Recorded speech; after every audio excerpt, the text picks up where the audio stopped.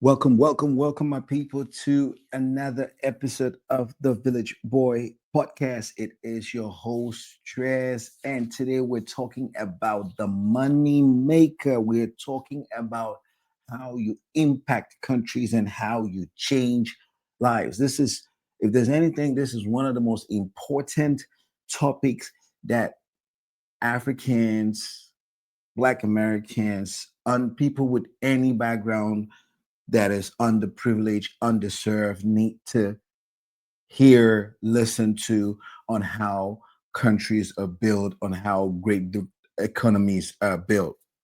So, who's this lady on the platform and what is she talking about and why do I have her? This is a phenomenal woman. Her name is Magat Wade. She is from Senegal. She's a Senegalese American. Margaret Wade has authored the memoir "The Heart of a Cheater," published in 2023.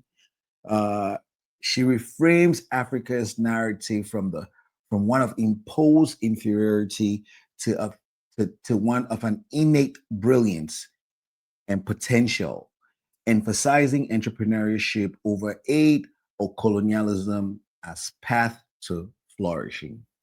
So she's kind of like the modern version of Dambisa Moyo. We know back in the day, Dambisa Moyo, as Zambian economists used to write about debt aid. Magatwe kind of took that and not focus on aid, but how can Africa transcend from this image of a poor continent to a flourishing African continent that's free market capitalism. That's the narrative that she's driving. So my only issue, and we're going to talk about that. My only issue is there are two big powers here. There's the American style capitalism, and there's the Asian backed by China style capitalism. Both of them are different style of free markets, different style of capitalism, which we're going to explore. And Africa sitting back right now and listening to Magat Wade, who is an American, Senegalese American. If you listen to her, and we're going to listen to her here in a little bit, you hear her talk a little bit more. It feels like she's proning and pushing American style capitalism or free market, but she's doubting and also showing how China improved, Japan improved, Singapore improved, and I would elaborate on how Vietnam in itself is also improving. But before we get into all of that, let's go to her page and listen to some of the things that she's saying, because we need to bring her to the forefront. She's an amazing woman. She's an entrepreneur in her own right. She's walking the walk and telling the stories, and Africa needs to change, right? But the thing, my question I have constantly asked is, change to what direction? Because both directions are different, and some directions are not you cannot replicate some directions. Some of the systems you could replicate. So before we get into all of that, let's listen a little bit to her, and we're going to read on some of the narratives that she's talking about, so a lot of people get familiarized with who she is and what she's all about.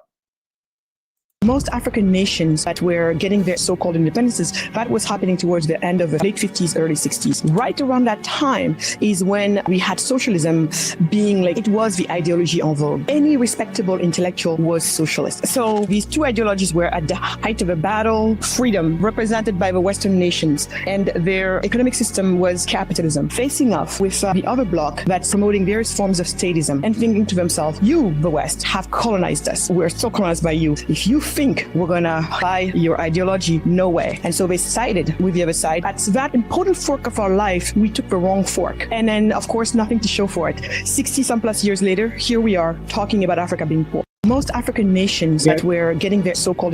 So in this video, pretty much she's just saying after post-independence, after Africans were awarded their independence, most sub-Saharan countries didn't really fight for their independence. Conversation for another day.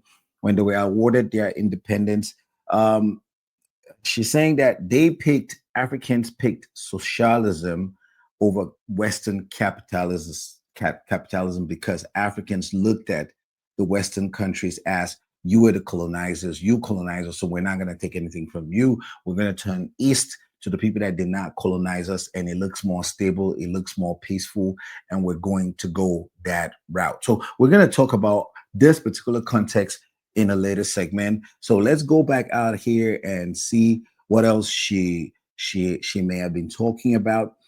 There's one that um, I wanted to show you guys.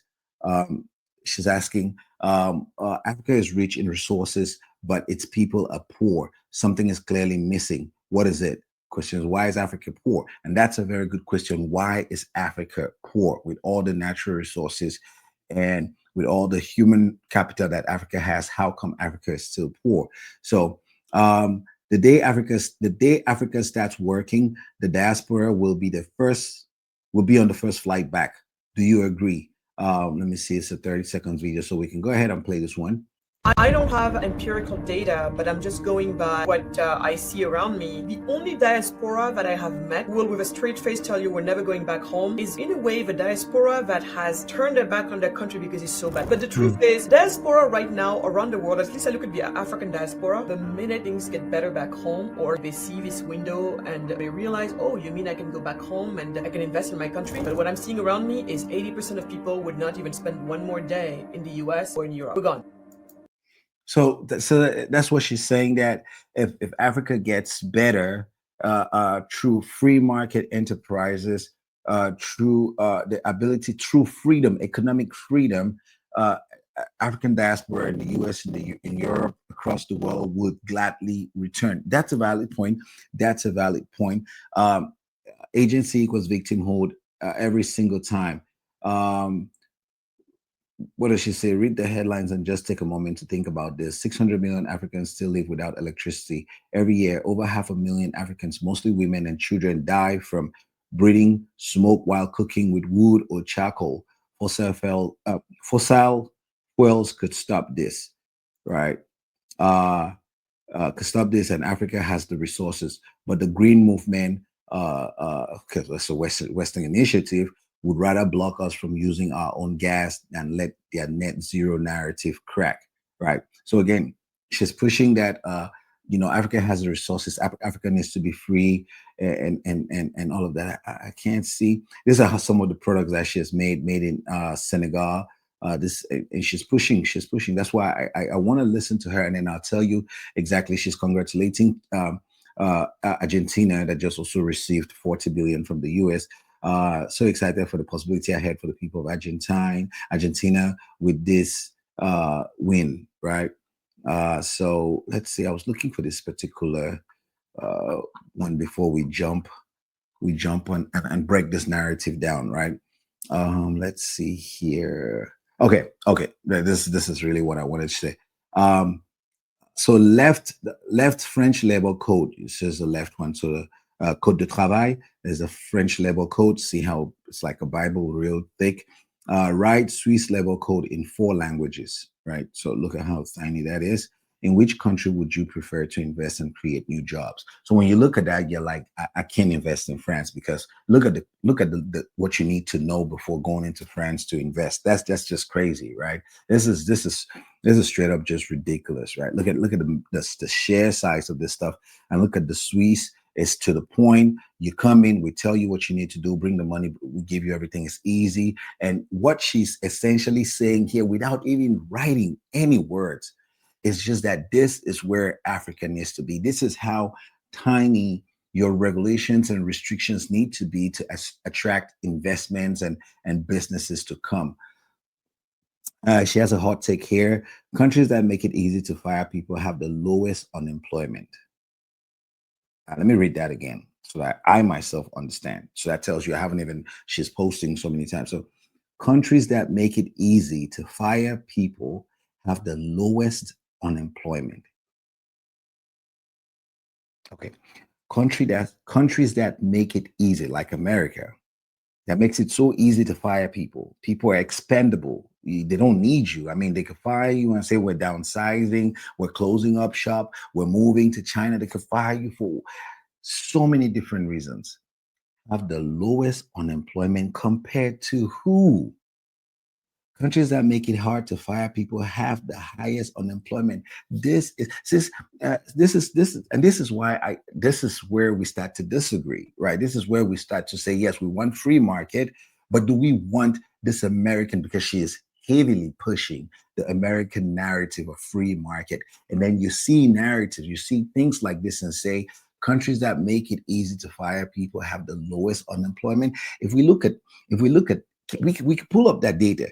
Unemployment really in countries that don't even want you're so expandable. Countries like America that creates contract works because they don't want to hire people full time now. And I have to look at these statistics because this, let me look at what people in the comment section are actually saying. I love the fact that she is pushing for free market because Africa needs to have a free market economy to be able to come out of poverty. If they don't do that, they're not going to come out of poverty. But we have to look at every layer of the conversation. We just cannot get excited and then go to a route that cannot be replicated. Okay. So let's see. Were there any comments in here? I see a few here. Let's see if it pops up. Uh, no. Where are the comments? Um, if you if you make it hard to fire people and make it riskier, the higher companies do and should manage risk. If firing were the sole factor, the US and France would have immense unemployment stat. Reality more nuance, right? In Denmark, we have flex security, right? Benefits for both parts. Yes, because obviously humans are just robots. You can plug and unplug, and job security is obviously the enemy of productivity. See, people are beginning to push back a little bit. Abolishing minimum wage also helps, right? Like just thinking that the company is more valuable than the labor force that I could dispense of you anytime and you are replaceable. Unemployment is low because I could replace you and find your replacement. I don't understand the logic in that. So somebody in the comment section has to be able to explain that. Some economists. It's not a hot take. It's ironically true.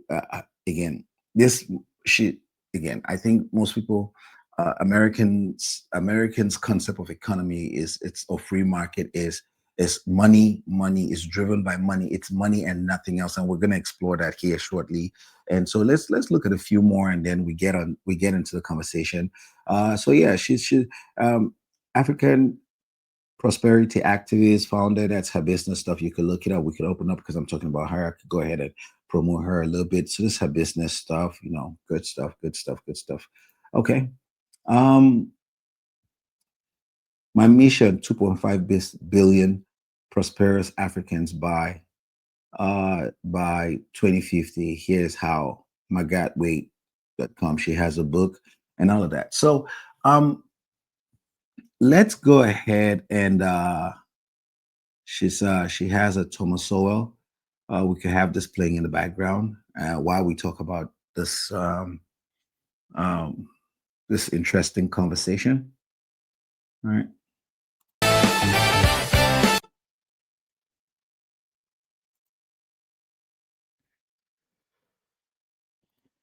Yeah. Okay. Let's get to the crux of this conversation. It's pretty interesting. You will be surprised, right? So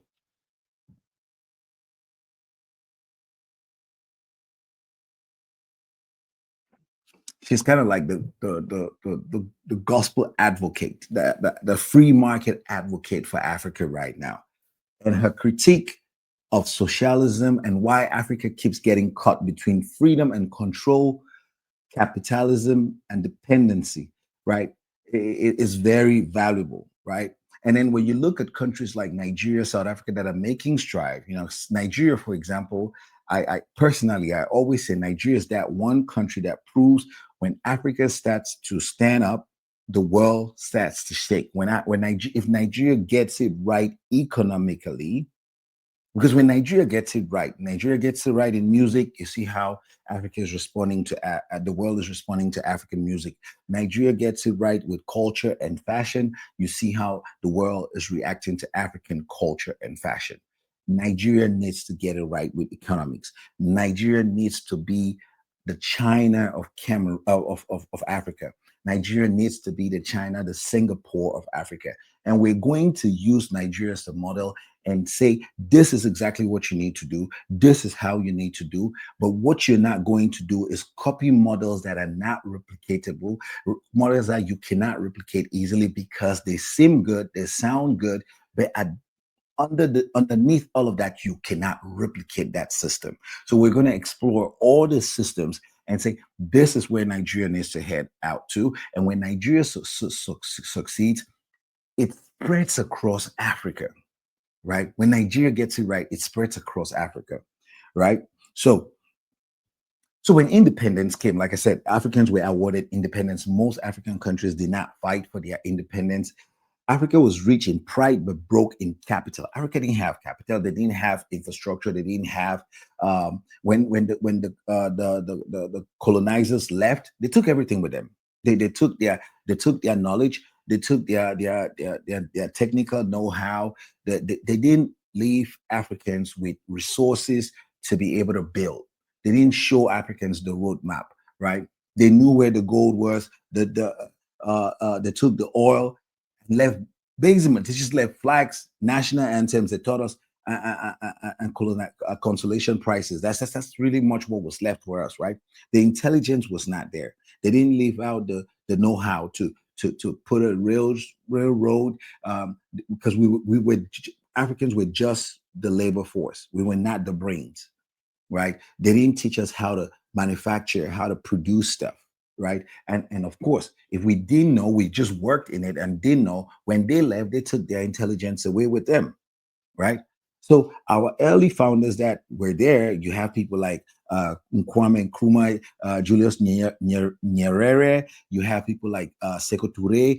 You even have the younger people from Senegal, like Senghor, right? They had no other options.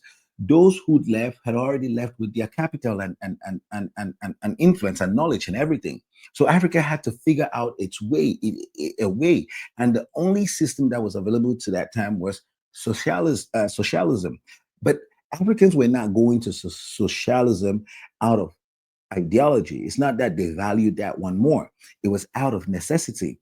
I'll give you an example. In Cameroon, just recently, there was a presidential election with a mummified leader that had been president for 43 years and not done a single thing. There's not a single thing that in 43 years this man has done for Cameroon.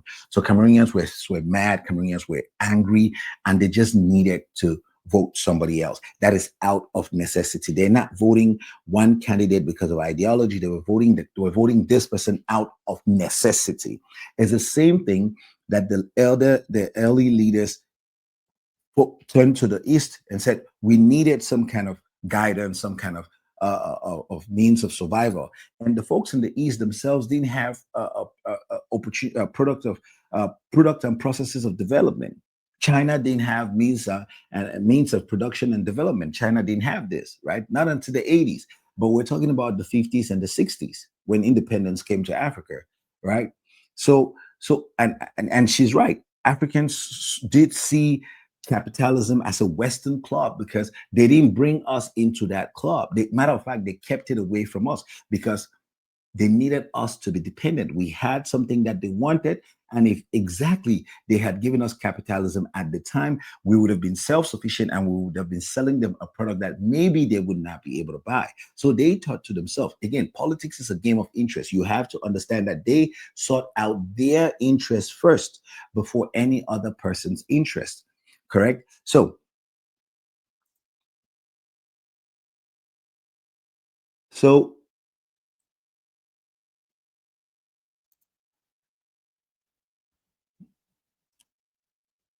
Africans saw capitalism as a Western club.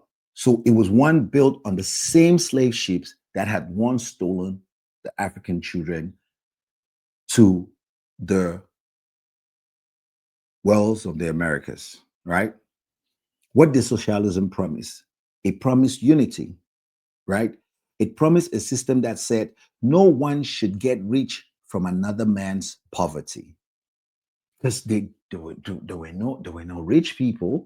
They were pretty much poor to middle class, right? Struggling to find themselves in this confused thing called independence. And the idea was nobody should get rich at the expense of another person, right? That's what socialism promised them, right? Right? It was beautifully naive. It was very naive of them. They didn't know, and we can't fault them, right? We cannot fault them. It's like trying to fault the founding fathers just to try to imagine how 2025 would be when they were ratifying and drafting the U.S. Constitution. You cannot fault them. They thought about that time, and maybe a few hundred years after that, they didn't think about 2025, right? So it's the same thing, right? Uh, uh, uh, they dreamt the, because the dream met reality, corruption, tribalism, the biggest cancer in Africa, tribalism, Cold War manipulation, which went on after independence, right? So the state owned everything and everyone owned the state. Kind of illogical if you think about it, right? So socialism fell not because the idea was evil, but because it was executed by leaders without discipline under systems still controlled by former masters, right? Factories failed, farms starved. When the money ran out, who came in? When the little peanut money ran out because of indiscipline, nobody had told them that they needed to be disciplined. What happened? The IMF showed up, right?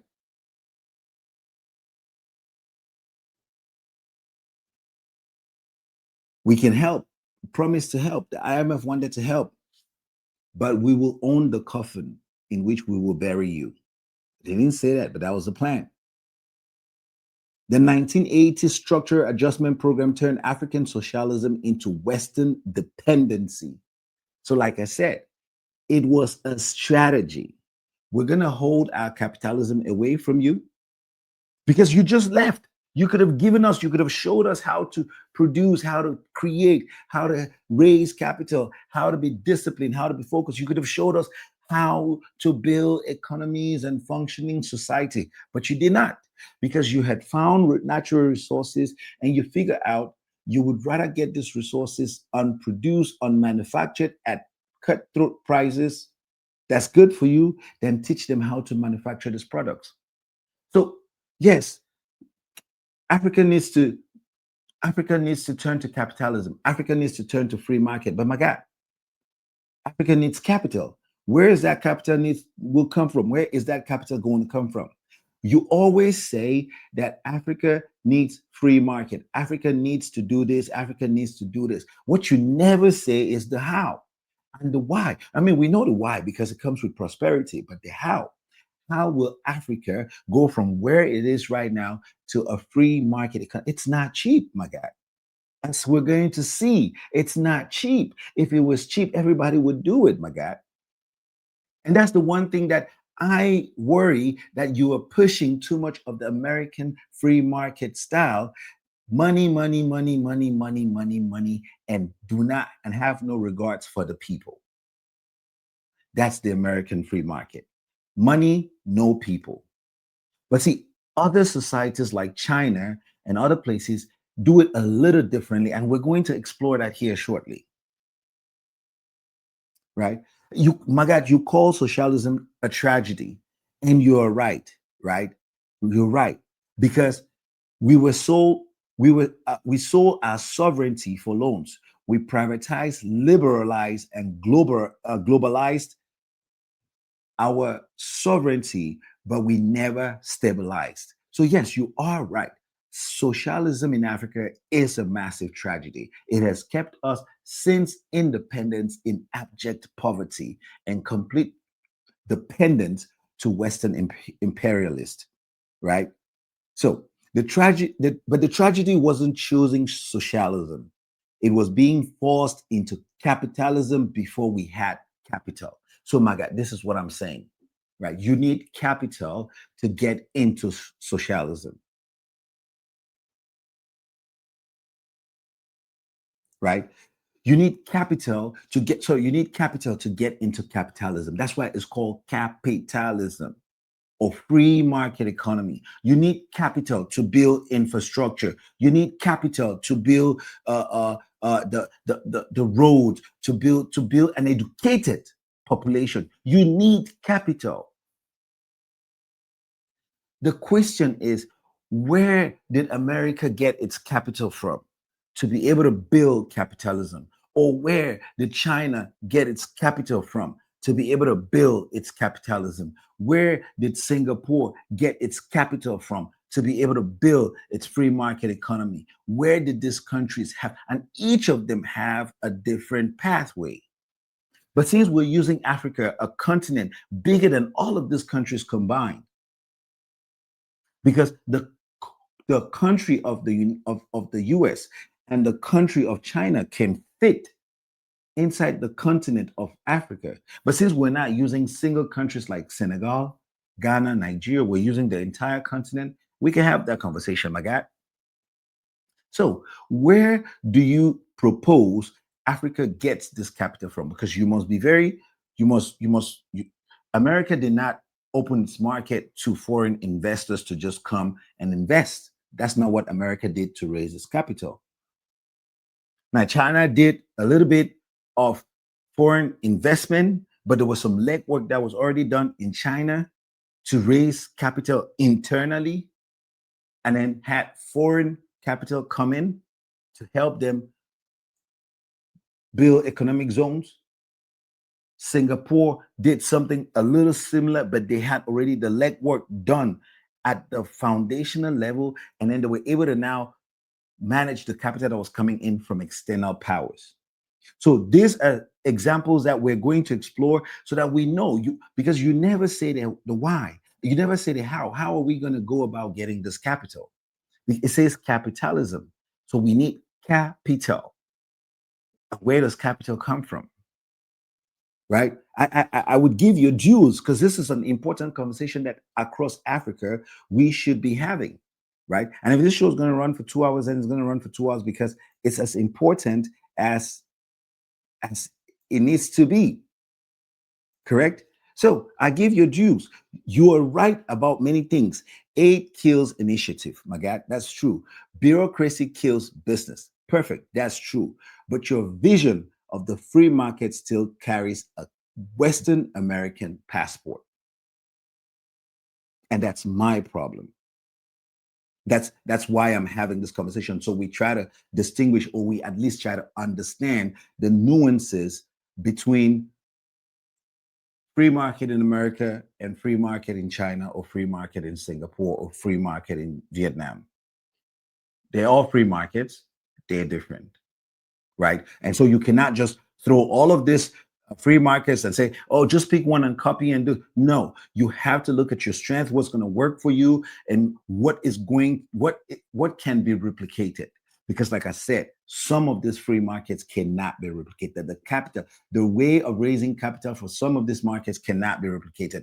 And the value proposition, like I said, in America, it's money, money, money, and no value proposition for people. America cannot get healthcare for its citizens. America cannot get pensions for its citizens. America cannot, like you said, America is a society that prioritizes the ability to fire employees at any moment given. But other countries don't do this. And they're still very, very free market oriented. So we have to be very careful when we're pushing free markets. Which one are you pushing for a new developing economy like Africa to aspire to? And I know you're an American, and you might be coming from a very aggressive a business environment where you just see profits, business, and don't see people. And that, for me, I have to say, pump the brakes. Let's evaluate where we are from. We are a people-oriented person. We want to grow the economy, but we want to also have people develop with that. And the examples across the world where that works perfectly.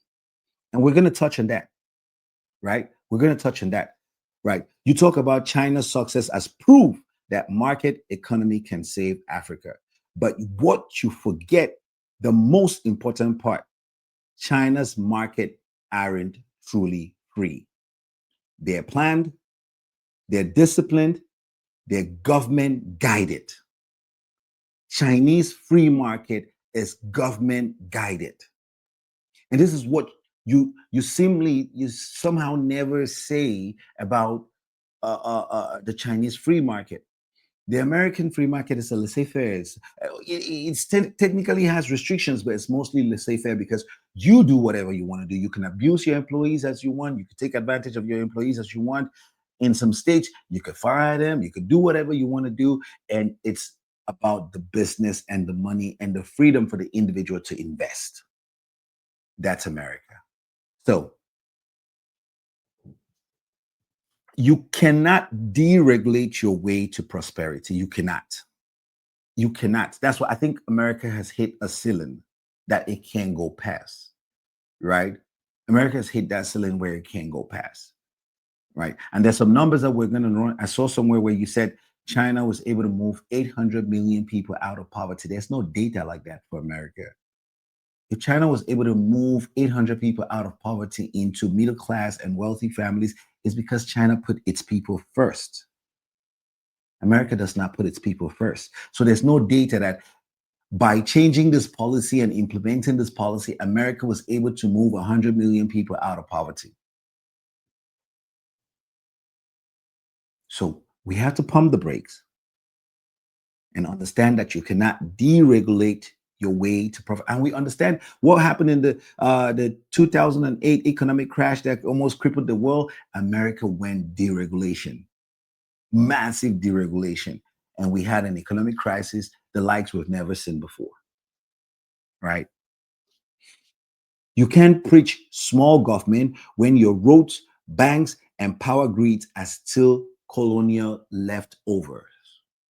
You cannot say, oh, deregulate here, have a small government, there's too much rigidity in the system, there's this, when you can't build roads, when you don't have stable electricity. You cannot say that just come bring the investors to come build the grid, bring this person in to come. You cannot hand over your resources, those vital resources of a country, to foreign investors blindly without that solid foundation, my God. And that's that American style thinking right there. So, what needs to happen in Africa? Africa does not need less government. It's not the point. It's not the size of the government. I mean, the size is an issue if it's just a bloated government that's draining resources. But the conversation here is not whether Africa needs less or more. Africa needs competent government. And what we understand, and when we look into this conversation, is that countries like Singapore, Japan, and South Korea understand that government is the catalyst of free market, not the other way around. America is the only country in the world doing it the other way around. And Africa must decide, do we want to go the American route? It's a choice that Africa has to make, but they must be presented with distinct options so that they understand the strength and weaknesses of each side, the strength of weaknesses of each side. The fundamental truth between my God, and myself is that we agree that yes, Africa must transcend into a free market economy. The question is how? How can Africa get out of poverty, get out of its own way to be able to then develop?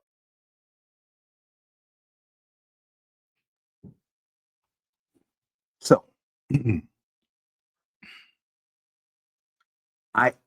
this segment, I introduced it, Capital Without Chains. Right? Capital without chains. Right? So let's go back a little bit on my God's page here, right? There's a conversation that I wanted us to listen to this conversation real quick. 18th century, they were able to sell people on.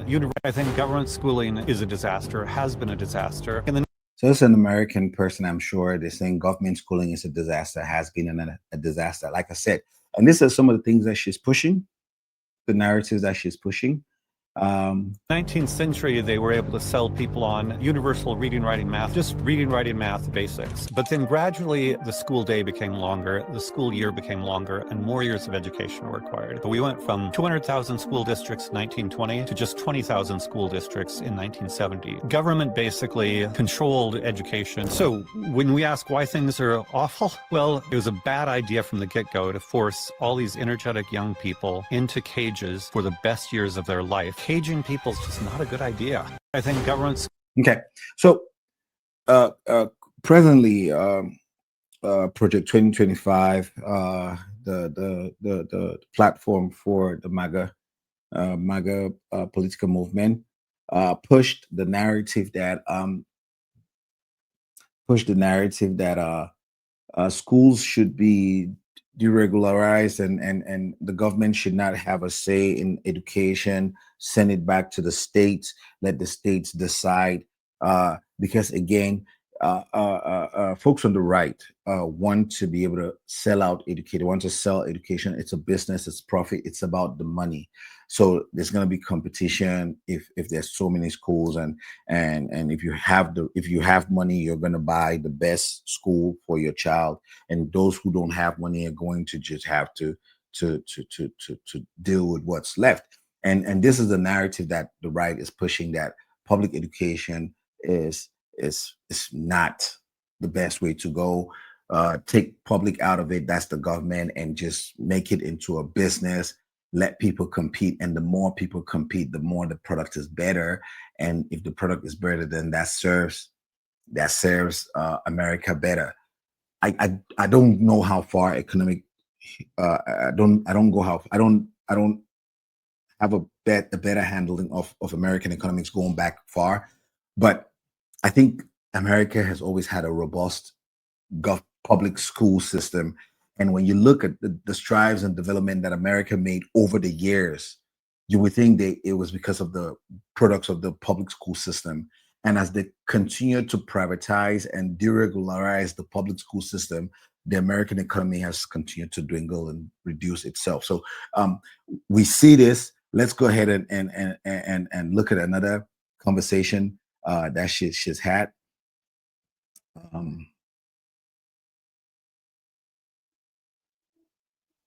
Let's listen to this So one. basically, over a few years ago, started what I could. There is a growing number of us out there who have been very concerned about the rhetoric around climate alarmism. So basically, over a few years ago, started what I can only call this trend around climate alarmism. Some people think we only have 12 years left. Some people think back in the Al Gore time, he thought when we had 20 years left. What the result of this is people coming up with this solution, so-called solution of net zero. But at the end of the day, what that truly means is we end and stop the use of fossil fuels right now. Except that it's just not a viable possibility, because for energy to be viable, it has to be affordable, reliable, and abundant. And right now, the only energy sources that have those three components, besides nuclear, which is not available so readily around the world for multiple reasons, but the ones that's left are usually fossil fuels based. In the West, while they talk this talk, they're still using the fossil fuels. So who is left having to obey? The Africans. If this nonsense keeps going, it means millions of Africans will continue dying every single year, and also African economies will never grow. And at some point, we're really talking about African deaths and poverty.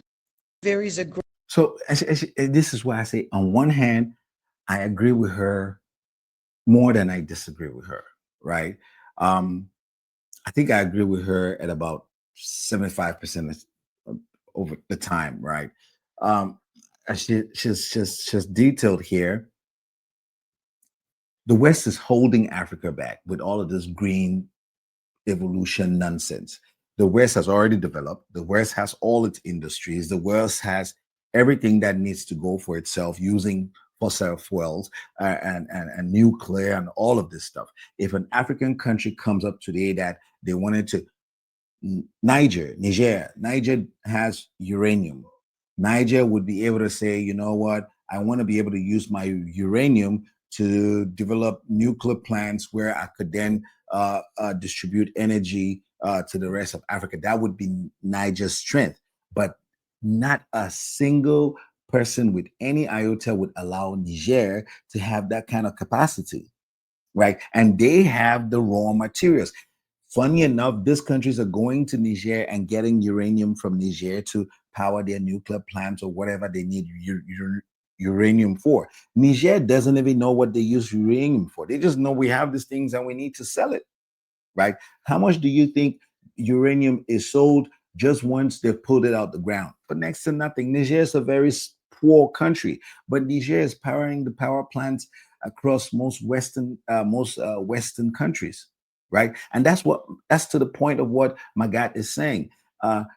Congo has all the natural resources, but Congo is extremely poor, right? So this is the conversation that Magat is trying to have, that the West is actually choking and suffocating Africans, and Africans have to turn to someplace else. This is what happened after independence, and this is exactly what's happening right now when Africa is looking for means and ways to explore avenues where they could have free market and develop themselves. The bad thing is, at the time, there were no outlets, right? At the time when they had independence, there were no friendly allies that were outlets, right? Now you have a lot of allies that are outlets, like China, a lot of Eastern countries, that Brazil and other countries, South Africa, other countries that can have now gotten the resources that can partner with African countries and say, yes, you can do this and you have my backing.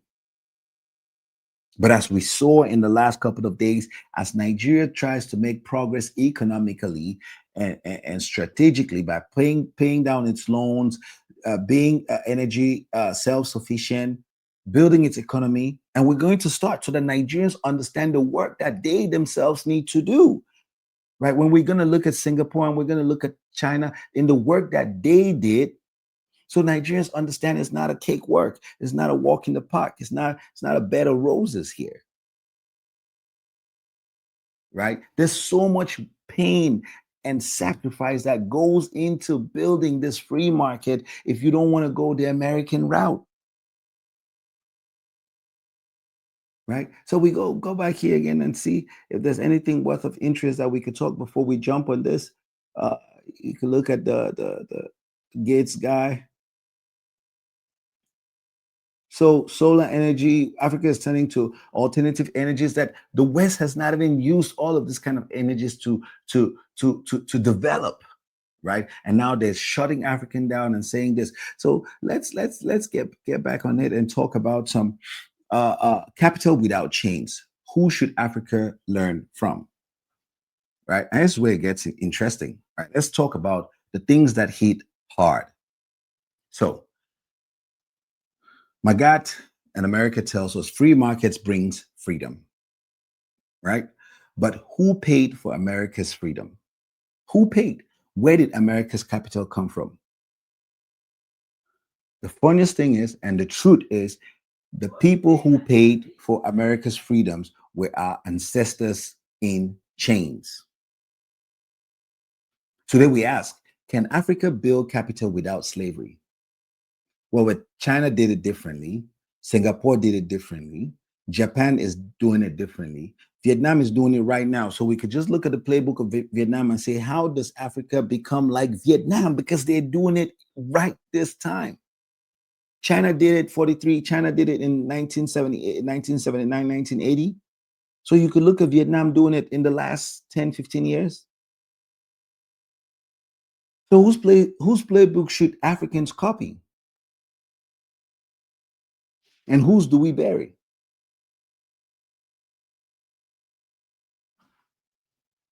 The fact is, US free market dynamics sits on an original capital base extracted from slavery. You must understand, this is the truth. Slaves worked for over 200 years, free labor, providing everything in the sugarcane farms, in the cotton farms, the different plantations.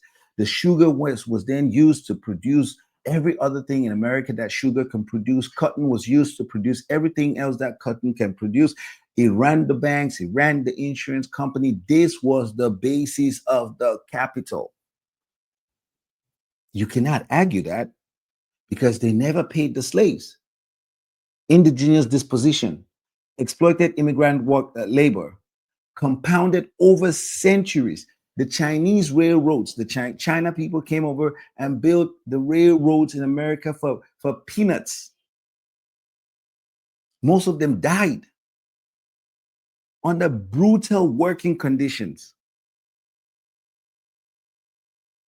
Why does this matter? Why does it matter? It matters because you can't replicate that ethically. African Libya is trying it right now, but it's not going to work. The post Gaddafi Libya, a prosperous country that America decided to invade, destroy, and now they're selling humans in the open market. So if you want the American style free market, you need to have that base of free labor that's going to work for at least 100 years and put in the work in the industries and the roads and all of these places where you don't have, because human capital is some of the heaviest capital ever. Because you buy machinery once, the machinery is going to work for probably 10, 15 years before it breaks, but you're going to pay humans every 2 weeks for as long as they work, right? Human capital is heavy. So if Africans want to go the American route and say, how do we raise the capital so that we can then have a free market economy, we need to have at the very basis slavery, of some measure of free labor, right? Where people are going to work for free, and the money that is saved from the free labor is going to be put aside so that then we can use that as a capital investment, which is what America did by not paying the slaves and the indigenous disposition that happened and the exploitation of immigrant workers like the Chinese workers.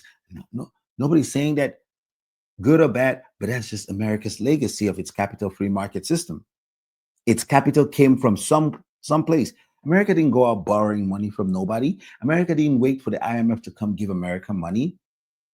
America got its capital. If you think about this, if you were in the US back in the day, right, and you bought a piece of land, an acre, right, and you went out and invested in 100 slaves to work that farm, and you would work them till their death. There's no off days. There's nothing like that, right? And one of the things that would happen is that you wanted to get the men and the women so that the men can procreate with the women so that they produce the next a continuity of workforce. Okay, so do you see that as a means by which Africa can replicate its generation of capital? No, Africa cannot definitely replicate that. And that's why I when I asked Magat, how can we get capital as America's original capital came from slavery? How can Africa replicate that? When China looked at that model, China was like, I can't enslave my people. I cannot go find slaves from any place to come. So China said, yes, I want free market, but I'm not going to have nobody enslaved.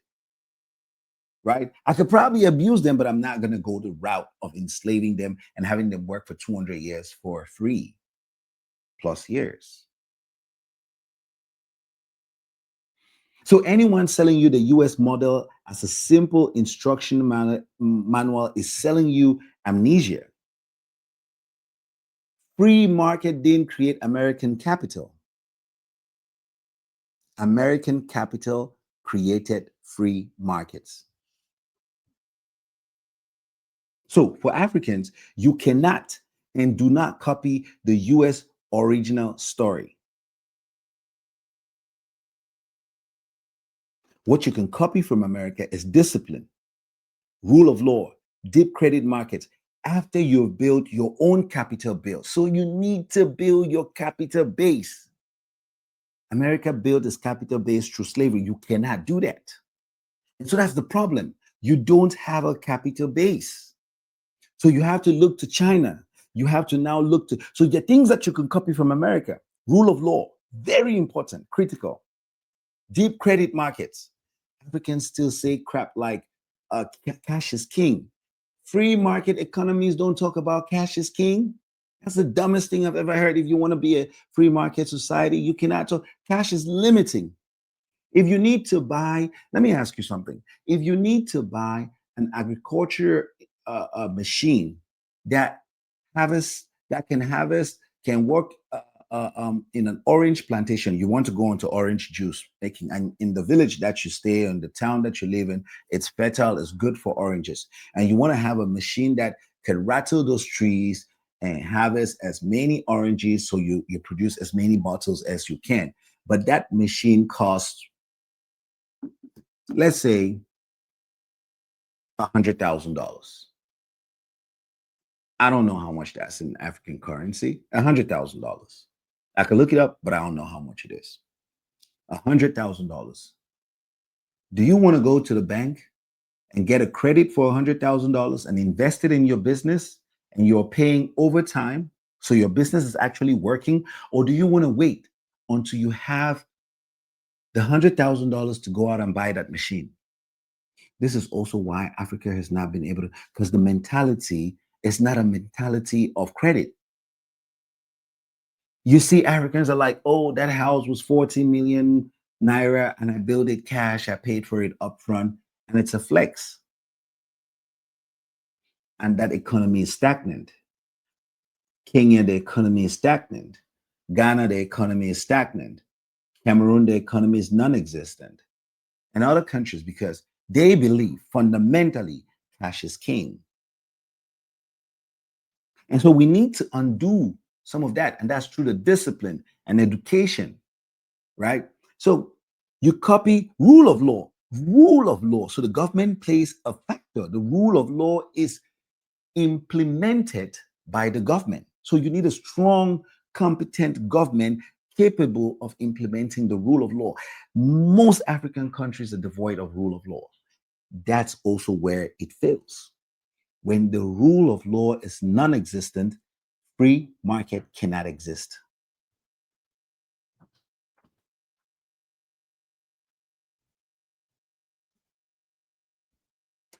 But all of these things I have mentioned rest on a capital base that you already have. And as I've already stated, America had a capital base out of exploitation and slavery. No other country in the world in modern days can replicate that. And that simply is why American capitalism cannot be replicated anywhere else in the world. Now let's explore the China way, a state-guided market. Not laissez-faire, kind of like America, but it's definitely not laissez-faire. Post 1978 reforms, right? The parties opened special economic zones in Shenzhen and places like that, but under state direction. China's government decided that we had 5-year plans and we had a vision of where we wanted to go. And we needed businesses and other people interested to accompany us, the government, where we are taking the country.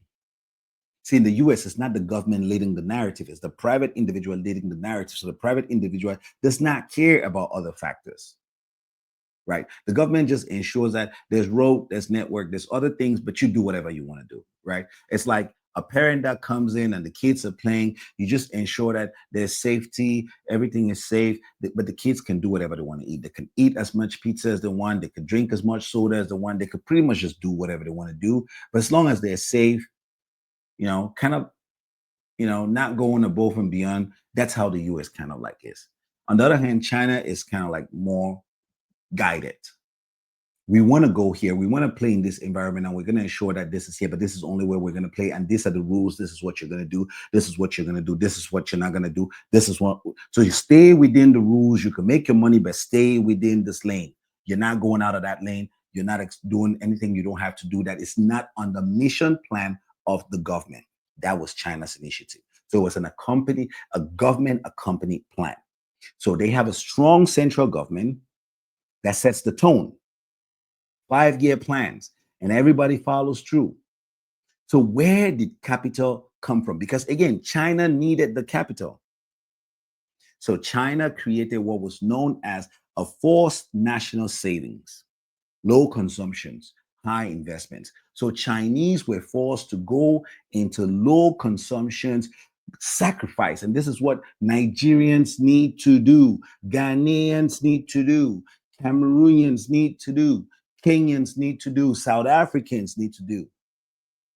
They need to taper their expectations, taper their consumptions, be disciplined, be focused. Once the government has set up the mission, what the problem is right now for most African countries is they don't have a government. They don't have a mission plan. They're just all over the place. They want to be Americans. They want to be French. They want to be British. They want to be everything but nothing. So they have to cut down in expenses, make forced national saving. That's what China did. And high investments. So the money that was saved through this low consumption era in China, China took that money and invested aggressively in infrastructure, roads, schools, and machinery.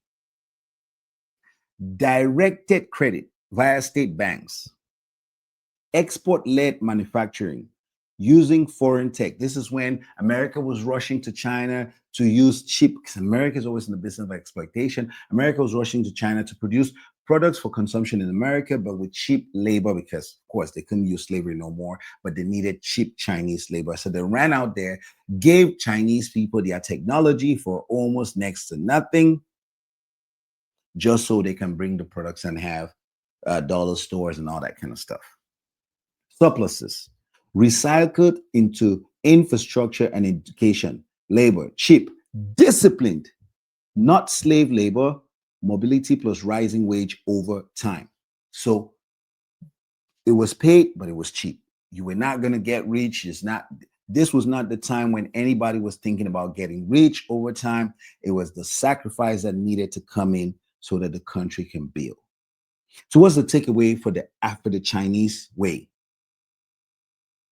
For Africa, markets within a plan, autonomy in deals, borrow only for productive assets, build ports, power, logistics first, not palaces, which is what Africans don't do. The first things that Africans are building are multi-billion palaces. I mean, crazy. Cameroon does not have an airport that can land. Cameroon does not have a single airport that can land 2 planes at a time. But they have ministers, have palaces all over the place. Governors, civil servants have mansions all over the place. Nigeria, you go to Nigeria, palaces. Government people have palaces. You go to some places, you can't even, it might take you 2 days to go from one room to another room in the house. And that's where you know that Africa is not disciplined, Africa is not ready, and Africa does not have the mental capacity to compose itself and do what's right. And that's because Africa has not had the government. There are countries in Africa that are doing the right thing. Botswana is one of such countries. Rwanda has gotten the message. It's one of such countries. Ethiopia is getting the memo. It's one of such countries. But the giants of Africa, the people that are need to be the flag bearers, are still in the individualized state of things because they travel to the UK, they own UK passports. Africans are some of the people that own most of the houses in the UK. That's not a people that are ready for free markets. That's not a people that have a government that is disciplined. That's not a people that have a government that can control and have a clear message. The smaller countries that have that kind of purpose, direction, you see them develop. You see Rwanda today. You see Botswana. You see Ethiopia. It's not happening in abstract. It's happening in real time in countries that we can touch and see. So this is Chinese. This was what the Chinese did. The Chinese went into forced national savings, direct credit, export-led manufacturing, surpluses, and affordable basic labor. Some countries said, we're not going to go the Chinese way.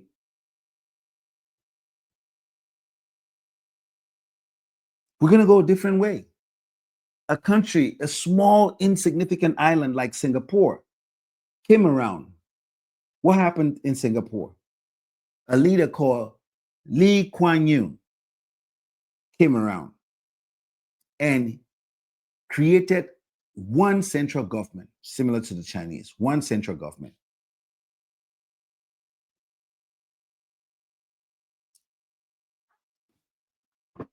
A dominant government political party, zero tolerance anti-corruption. That was the first, he came hard with anti-corruption. He implemented discipline, anti-corruption, just like what John Pombe Magufuli was doing in Tanzania before he was killed during COVID. And this corrupt woman, we were thinking a woman was coming in Tanzania. Tanzania would be a beacon of hope, having been one of the first three women to be president in Africa. And she came and she was just as terrible as Idi Amin has ever been, the worst leaders. She has taken Tanzania back from the progress. What Magufuli was supposed to be the Lee Kuan Yew of Tanzania. He had instituted discipline, government, physical discipline in the governmentship. The politicians were not flying luxury. They were all taking economic class, living within their means, being accountable. Those are first measures that a serious government needs to take. And the steps were already there. This lady that won election where she ran by herself, like we said, the issue is not what is it's an independent party. The issue is, are you doing what needs to be done to take your country into a free market zone? And she's not doing that. Tanzania had a protest last couple of days where over 600 people were reportedly killed. That's not what we see in China and in Singapore. Public education that Magat decries and says public education is not it. Right? Singapore instead centralized its public education because they wanted people to learn what is going to get them out of poverty. So the thing is, Western Americans have already gotten out of poverty. So they don't see poverty as, some of these people have not been in poverty for over 200 years. So they don't understand poverty. They don't see it as a means. So for them, it's an economic money driven ways. If there was a way to decentralize church so that church is profitable, church is commercialized, I am telling you, America is going to do it. I'm sure they've already done it. So public education as a national religion, that's what Singapore did. See, in other African countries, there's Catholic, there's Muslims. In Nigeria right now, Trump is threatening Nigeria that we're going to go into Nigeria and save the Christians. And you know what America does when they come to save one group of people against the other? We destroy everything that's along our way to go save those people. And if we're even going to save them, because we might end up running as we've done in most other countries. Public education. Singapore has one of the best public education system in the world as a national religion, merit-based civil service. Imagine if your African country can just get into a merit-based and a focus-driven, disciplined public education system, zero tolerance anti-corruption system. That is a government that is focused, laser focused on trying to transcend poverty into wealth. Singapore had open trade hubs, but strategic industrial policy and state investment companies. So a strong government directing the narrative of what needs to happen. That's exactly what China did. That's also part of what Singapore is doing. And let's look at what China did. The MITI style industrial policy, pick sector, protect infant industries. So infant industries would be their industries, right? Force export discipline. We've heard that before. Where did we hear that? Export-led manufacturing, right? The Kiritsu Bank channel capital long-term, quality plus process discipline. At the core of all of this thing, be it America, be it China, be it Singapore, be it Japan, disciplined. Rule of law, discipline, which is fundamentally lacking in Africa. We're not talking about oppression. Like right now in Cameroon, it's oppression. It's not rule of law and discipline. It's oppression. We must distinguish between a government oppressing its people for its own maintenance in power and not solving problems, and a rule of law and discipline of getting its people ready for what is to come. Two different things. Cameroon, Tanzania, most African countries, to Congo, most of these places are oppression. A strong government that is wanting to stay in power, and to do that, you have to oppress your people and force them to accept you staying in power and not providing resources. So you need to oppress them. That's not what we're talking about here. So what's the takeaway for Africa? Competent state first. Just what I was saying. You need a competent state. You can do theatrical politics later, which is your Western style democracy of every terms. Once you have a roadmap and a solid foundation. Botswana has been the most democratic country in Africa for over 50 years because they had a solid map, and the theatrics now comes later. It comes easy because everybody's laser focused. So a president is not going to change much. So if any candidate comes in, they cannot throw the country too off because institutions are locked in. Institutions are created, strong, robust institutions that understands the goal of the mission, the goal and the mission of the country. The goal and the mission of the country comes first. Then that's the difference between America and the other system. The goal of the country is not as important as the goal of the individual's quest for capital and profit and money.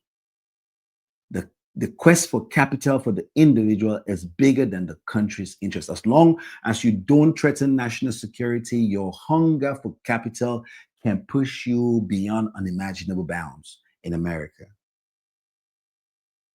You can make a company where you don't hire any human being, machines work, but you sell your products to human beings. In America, that will be fine. You could abuse, and as within, if it's within the laws, and you provide no assistance, no care, nothing, and you could fire and replace people like objects, and you're making profit, that's good.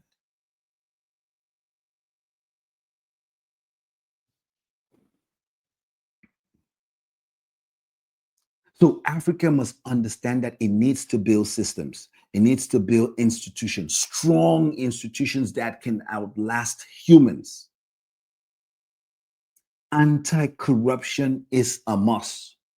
A professional bureaucracy, a national skills agenda before full liberalization. You cannot liberalize illegal people, dumb people, uneducated people. You cannot liberalize unruly people. Then it will be chaos, which is what the West is telling us about democracy. You cannot give democracy to a people that cannot follow the laws. Africa truly does not. Most African countries, in their honest reality, don't need democracy.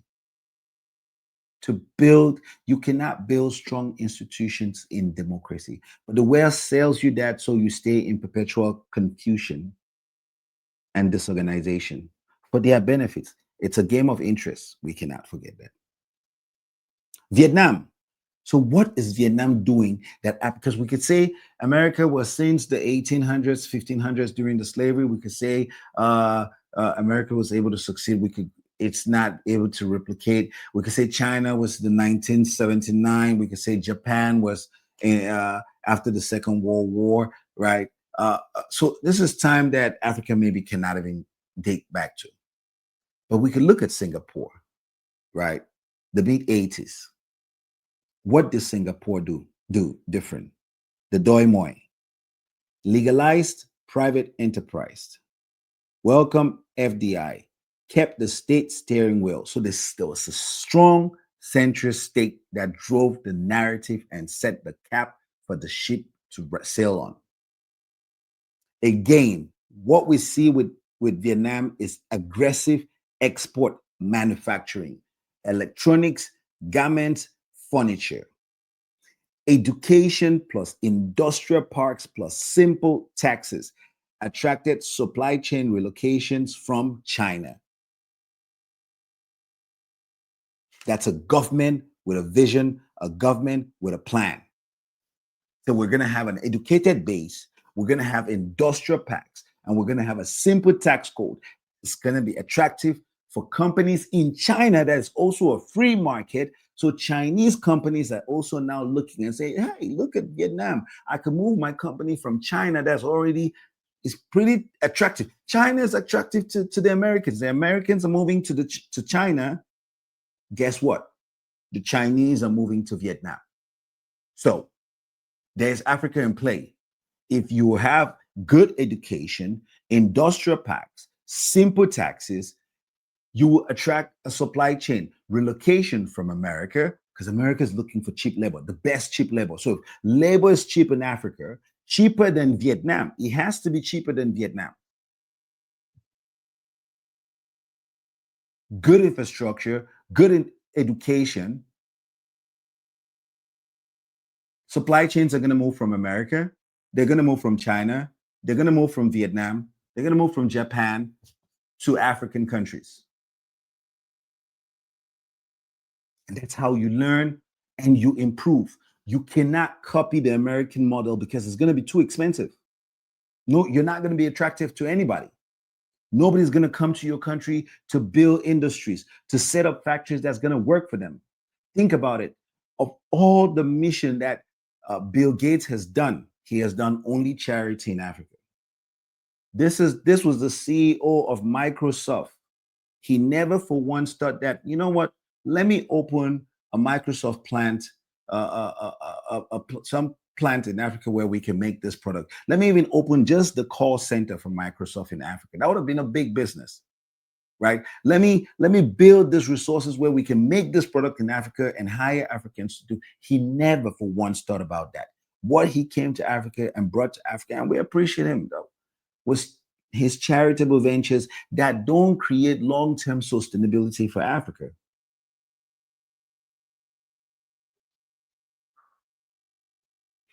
What happened when companies started shifting manufacturing from China to Vietnam? Rapid poverty reduction without slogans about laissez-faire. A strong government, strong education, good economic policies, and an industrial, right, to come in and have companies go into there and build whatever they want to build under the tutelage and guidance of a strong government. You pull people out of poverty. In China, when China did this in the 1980s, China took 800 million people out of poverty. Africa is 1.4 billion. So if African countries with that useless African Union can come together and say, okay, this is what we're going to do. I don't know if they can do it individually as countries, if that's what they need to do individually to figure out stuff for themselves, or do it as economic blocks, or do it on a larger scale, I don't know. But individually, we need to start with a country like Nigeria. Lagos is already saturated. So Lagos can definitely not be an economic zone because it's saturated out of this world. It is so expensive to live in Lagos. Cost of labor is definitely going to be too expensive. So Lagos cannot be your industrial zone. So once you've been able to set up a focused government, you're able to have low consumption and a disciplined, educated. I'm not saying people who are going to school. Don't confuse educated with people who have fancy degrees like all of you have. We're talking people that understand the rule of law and can follow the rule of law. Those are educated people, not people that have fancy degrees. Because if you go to Africa, all of them have fancy degrees, but they cannot follow the rule of law. So they're not educated. They're not cultured. They're not principled. And that's what we're talking about. And you need to re-educate the vast population so that they're able to follow basic rules. They can stand on the line. They could say yes and thank you. They can be courteous, have good customer ethics, good business ethics to attract the foreign investor.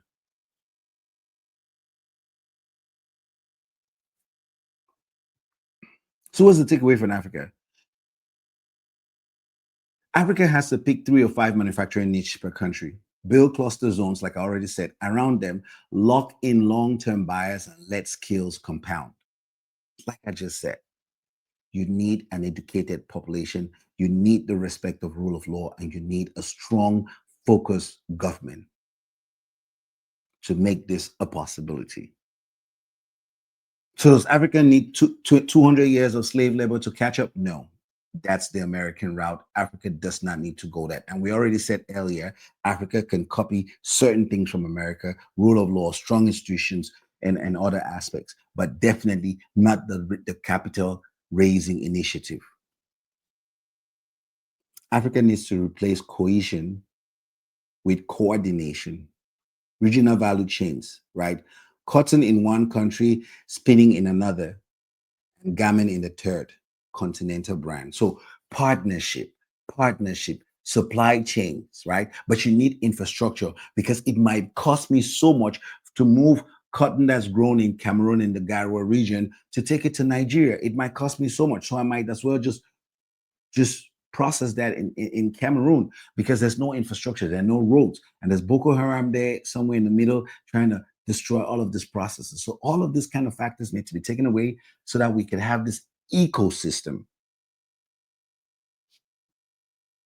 A diaspora born. Africa has some of the largest diaspora in the world, right? So you need to be able to a pension fund, long-term capital, the diaspora. Invite your diaspora to come invest. That's your first safety. I mean, don't just attract foreign investors. They have no stake in the country. Attract your diaspora to come back. And that's why my guy was saying that if Africa starts doing these things, the diaspora is going to be on the first plane ticket back home to do businesses. That should be your first line of raising that capital that you need without having to go through slavery or without having to go through strict, stringent savings method. You could just bring your diaspora back home to invest.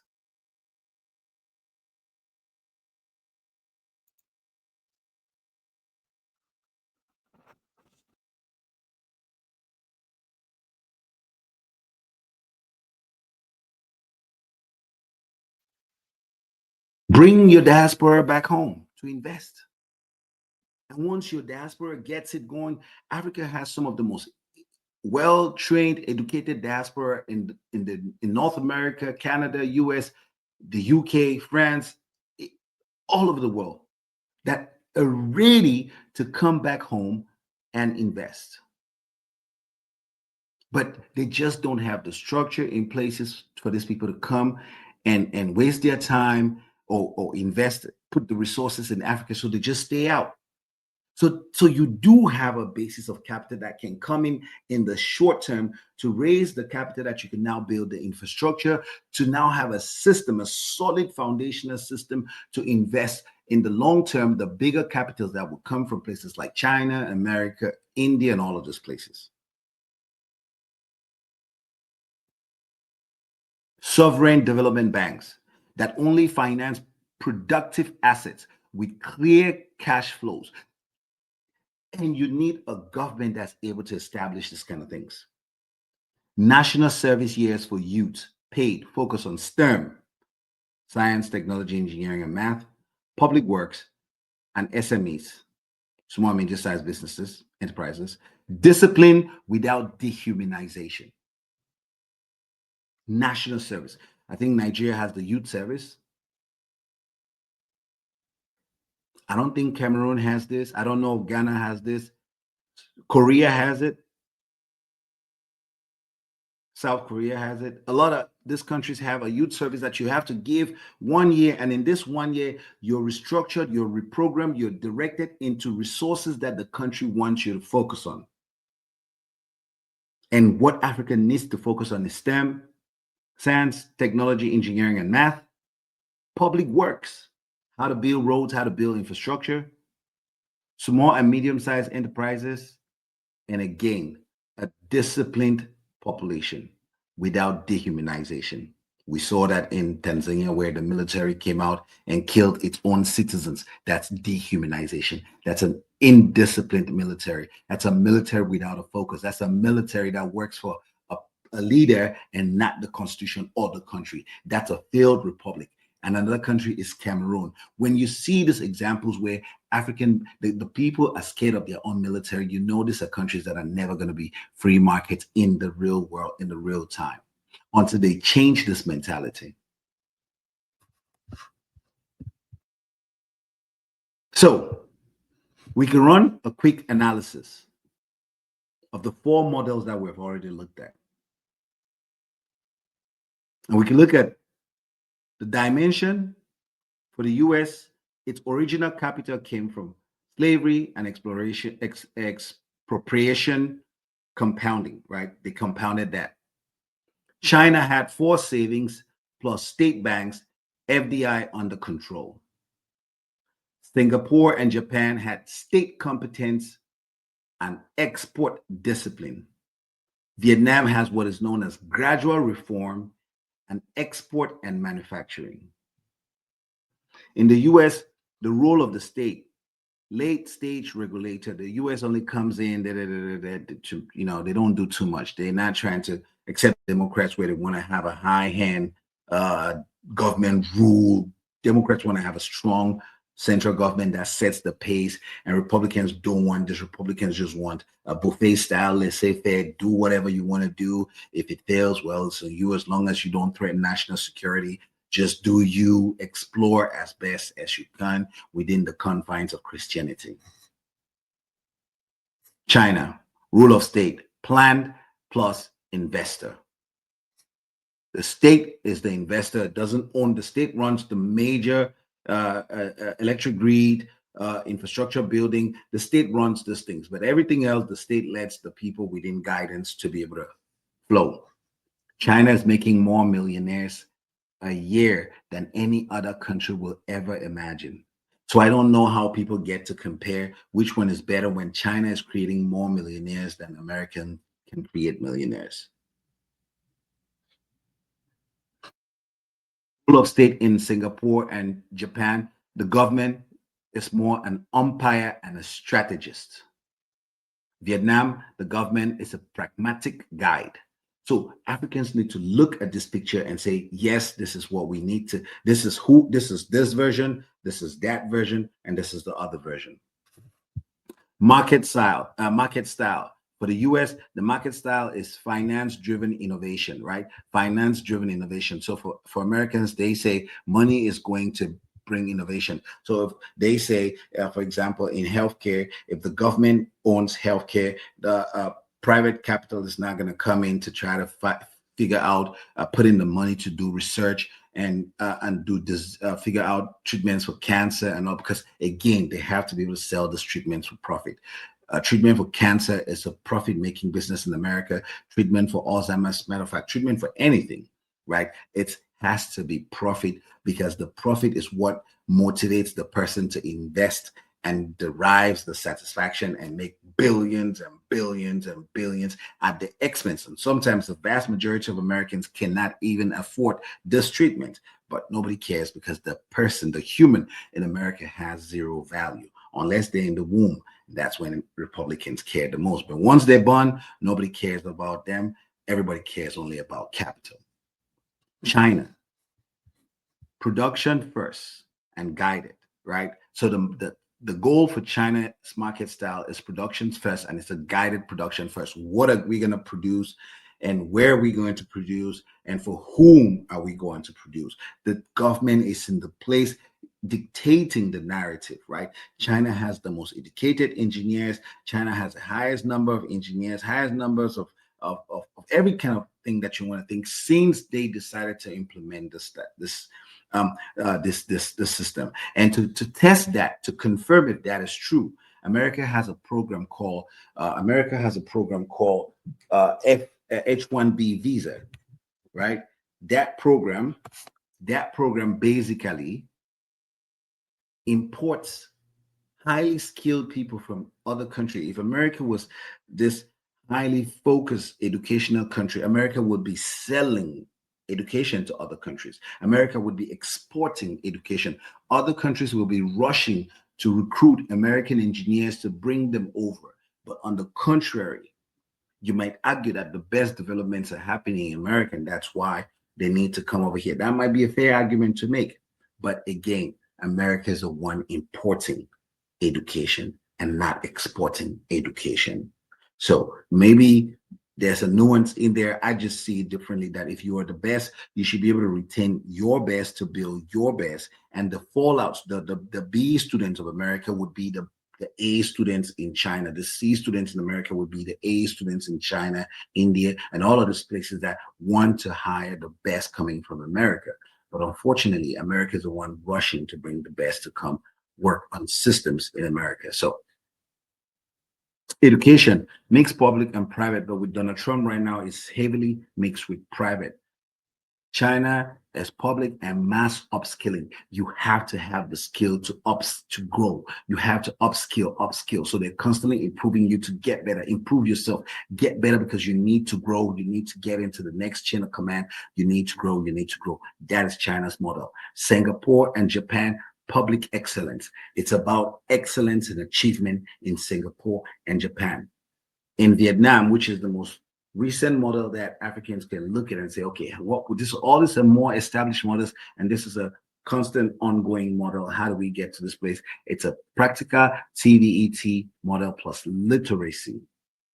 So I have to look at what TVET means, right? Replicability for Africa.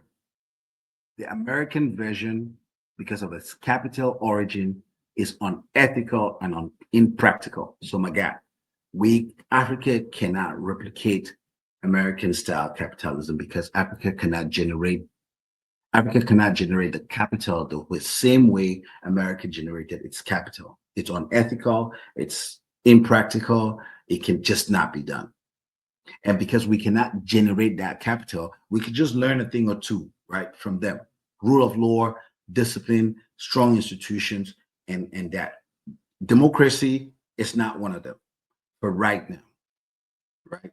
Strong institutions, rule of law, same what is happening in Rwanda, same what's happening in Ethiopia, same what's happening in Botswana, and some other countries that are trying to implement this. This is what we want to see. So first, we eliminate the original capital, that we cannot replicate American capitalism, and no other country in the world can replicate American style free market or capitalism.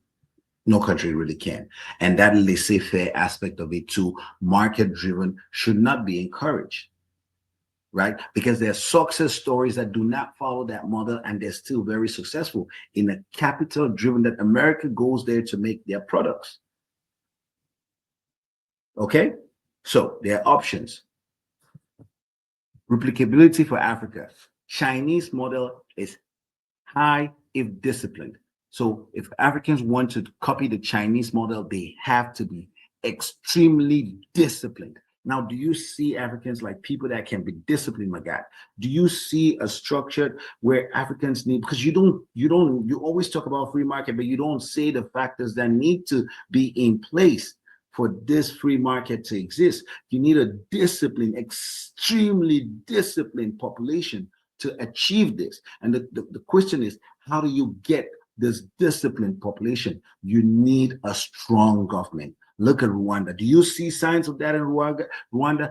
Kagame came in, imposed himself, imposed his rule of law. Now, I don't know if what Kagame has built as strong institutions, or a strong man who, when he goes away, the concept is going to fall away. Because when Lee Kuan Yew went away from Singapore, it was an automated process.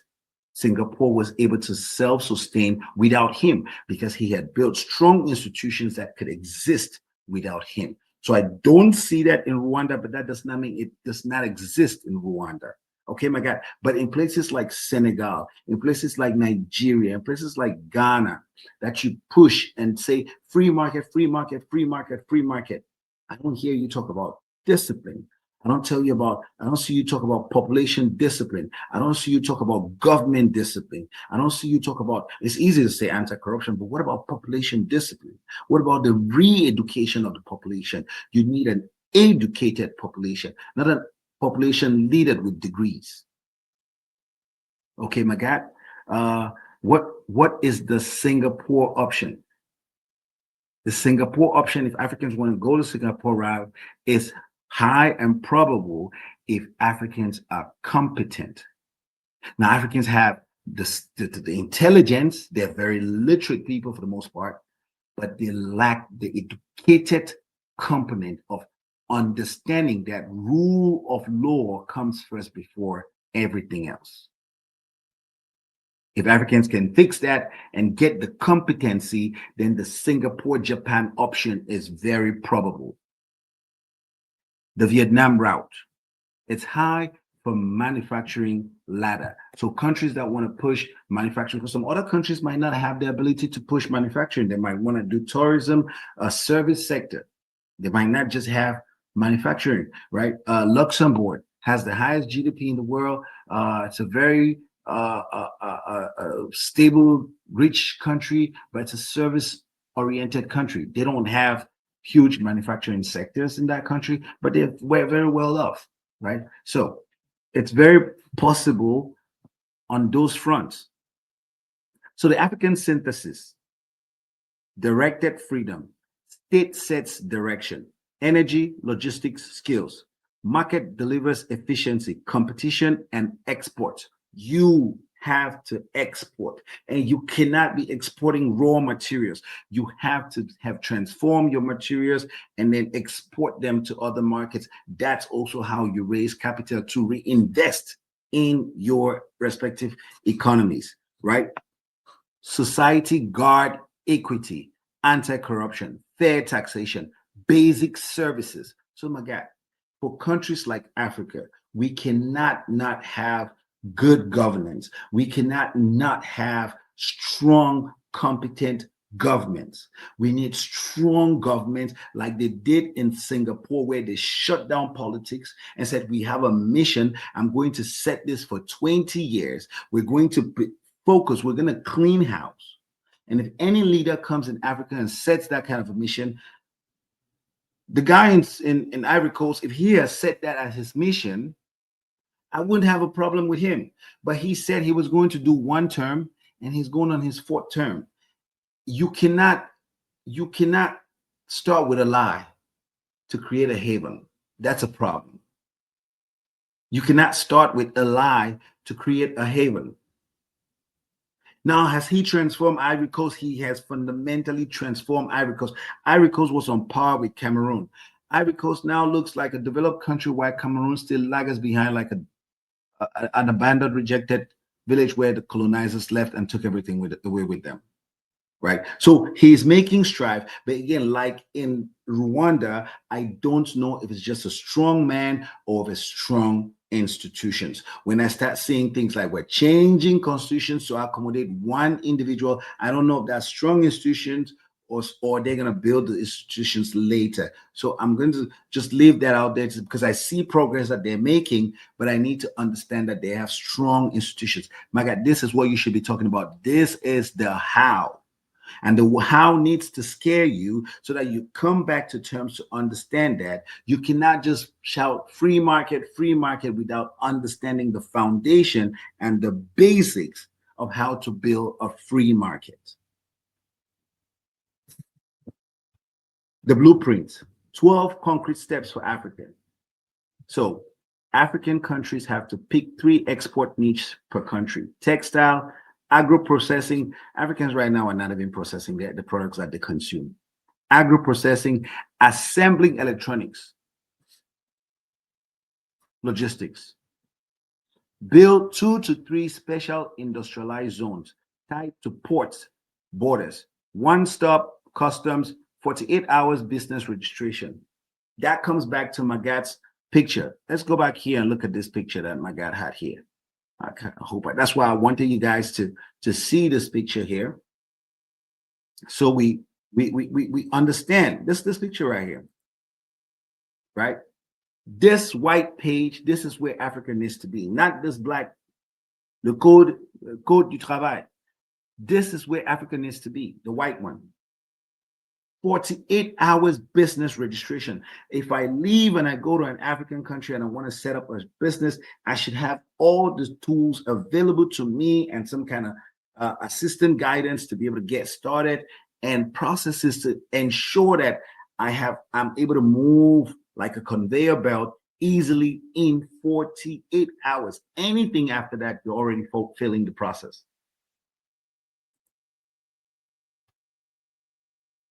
Be able to tell me this particular business that you want to go, this is the economic sector where you have to go. The government has set up a plan. There's land, you could acquire land, there's available loan, there's this, there's security, this is that. You just have to do X, Y, and Z. And as I'm moving as fast as I can move, the 48 hours should be going cluck, cluck, cluck, cluck.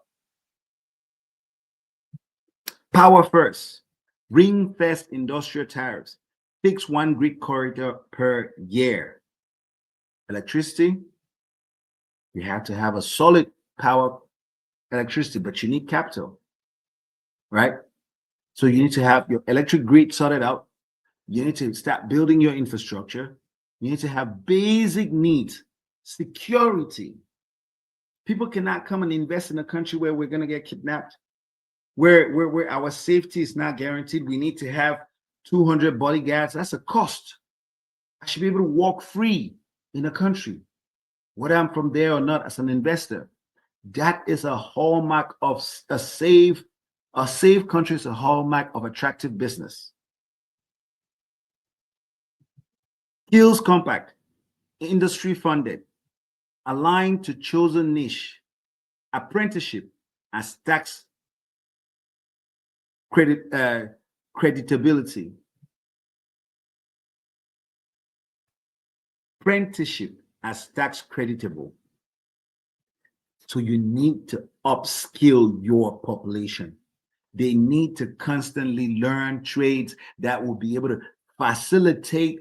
Again, the government has a plan. The government moves in motion and say, this is what you need to be learning because this is what we need in this country. This is what's going to move us. So I need people in the AC repair, electronic, HVAC, plumbing, car, auto mechanics. We need this because when we start producing cars, we need to have the skills of mechanics to be able to jump in and fix this and fix that. Developmental bank with a spine. Lend only to cash flowing. Export contracted projects. Publish every loan. Credibility right there. Honesty, transparency for all to see. Diaspora and pension capital. 10 to 15 years. Bond pegged to project cash flows. Not politics. Correct? So my God, you're seeing the how. It's just not okay to talk about it over here, high level. And you've had episodes where you've derived, you've spoken how we're just wasting our times. We need to change. It's too rigid. We need to go and jump on the free market. But I have never, and maybe I've missed it. Maybe I have, and I apologize. Where you've detailed, as I have, the how. How are we going to get to that place that you want us to go?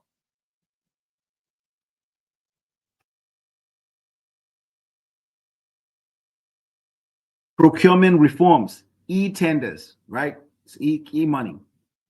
Public dashboards, jail time for draft. Again, discipline. Logistic clocks, port dwell times. You can't come in here and stay at the port for a month.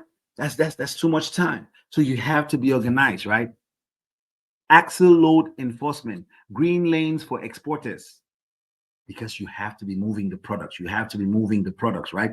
We have to move, but we're checking, we're processing, and nothing is stalling because now the population understand, the population is educated that they cannot cheat a system that is going to benefit everybody else. Because you've weeded corruption out, you've taken the bad elements out, and now the population is educated as to what they need to do to be part of the developmental process of their country. Currency realism.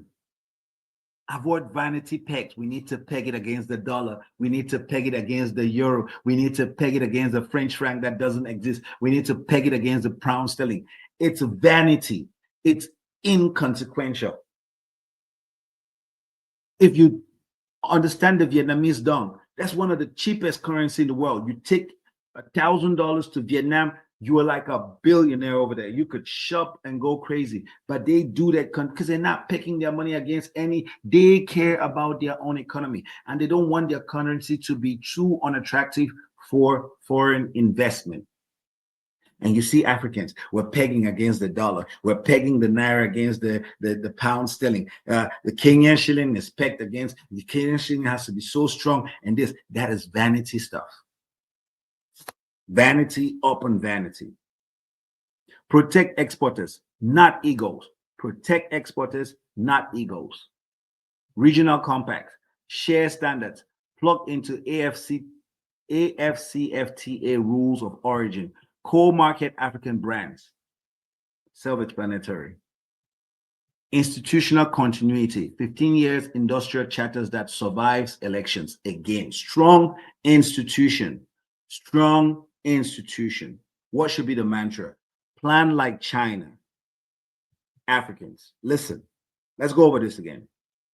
My God, if you're listening to the mantra for Africa to get into this free market that you're talking about is to plan like China, execute like Singapore, export like Vietnam, innovate like Japan, own like Africa.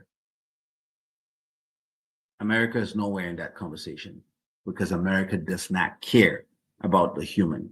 America does not care about the employee.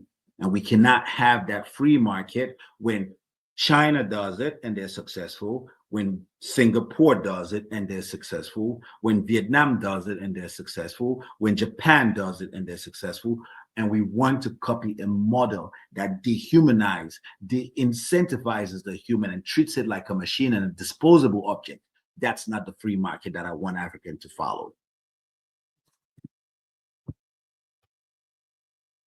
So to sum up and close for the Village Boy podcast today, like I said, it was a very important topic. So yes, we put in the time for this conversation.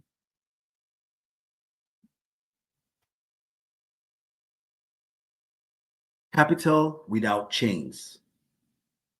American capitalism is a museum of stolen time. China's rise is a lesson in organized time. Singapore and Japan show what competent time can build. Vietnam shows what pragmatic time can earn. So Africa can learn. Africa's task is simpler and harder. Turn out time into capital with coordination, not cohesion, with discipline, not dogma. Africa does not need 200 years of slave labor. Africa needs 20 years of ruthless focus, which Nigeria does not have right now, which Ghana does not have right now, which Kenya does not have right now. Tanzania just threw its own into the bushes. Cameroon is still in the colonial periods. South Africa is just in ecstasy, not focus, just in la la land. Botswana, a small, tiny country, seems to be the only ray of hope in Africa. So Africa does not need 200 years of slavery, slave labor. Africa needs 20 years of ruthless focus. Free markets don't save nations. Institutions do, Magat. Institutions do. So you cannot say institutions are the things holding. That is an American narrative. But also what you forget to understand is America has strong institutions. Even in its laissez-faire system, it has strong institutions. America has a justice system that works. America has a market system that works. American has state systems that are very rigid. My God, I'll tell you a story. I had a friend that wanted to go from one state and transfer their nursing license to another state. They were not part of the compact license state. So they had to pay for, they had a license and they wanted to work in another state. But that state was not part of the compact license state. So this friend of mine needed to go into this other state. apply for the license in that other state. So now they had two licenses to do one job across border lines. That's rigid. That's a state control that you think America does not have. America does not. America could have simply just nationalized their nursing system. It's one system. But because of money, because of greed, because of selfishness, each state created its own entity and said, we're going to govern our own. But America has a national license for drivers, each driver, so that way economics can move. But when it came to national certifications like a bar, real estate, or nursing, they became like Africa, layers and layers of laws upon laws. So my God, Africa has only one thing to copy from America: strong institutions, rule of law. Apart from that, Africa has no business copying American free market. It's a terrible system.